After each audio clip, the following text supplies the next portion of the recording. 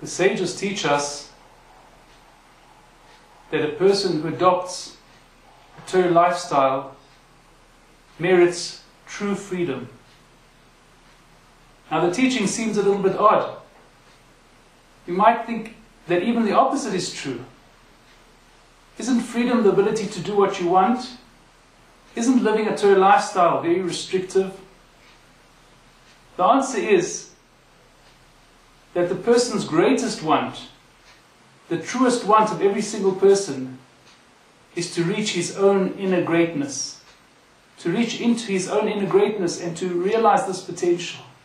This is his true want. This is really what he wants. This is what he hopes for and prays for. And therefore, if there could be a way, if there is a system, if there could be a system that will help to control his lower wants, his animalistic wants, his most basest wants, then that system will be the one that affords him the greatest freedom. That system is the Torah. This idea is reflected in the weekly Parsha. The Torah tells us that a man who steals, and not only does he steal, but he can't pay for what he stole, he's lost the money already, he needs to be sold into slavery. The message is that this is the consequence.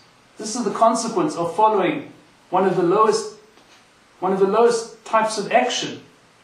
A person who is so weak that the only way he sees himself as getting the things that his animal so desires, that his animal lusts for, is by snatching them from others, displays very, very lowly character.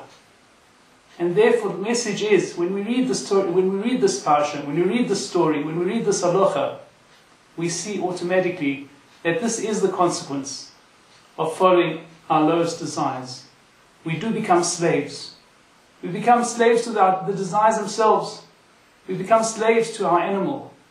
Imagine being a slave to an animal. This then is why the Torah is so precious to us. This is why Torah living is so important to us. It is what is able to help us to reach our true greatness and the greatest freedom of all.